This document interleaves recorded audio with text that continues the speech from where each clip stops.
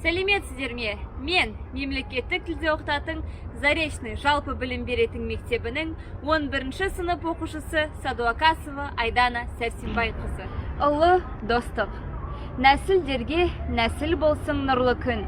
Ынтымақтың шертем деймін бір жырын. Татулығын жырға қосам ұлттардың, мақтан қылып ұлыстардың бірлігін. Достық тапса діндер менен ділімді, салт дәстүрлер сыйға ласты бүгінгі. Бір туғандай ұлтаралық келісім, бір көтерген басқа түскен жүгімді. Серт берісіп туыс болып қалуға, нәубәттерден аман жеттік дамуға. Байтақ елдің биік ұстап байрағын, біздің достық мәңгі болып қалуда.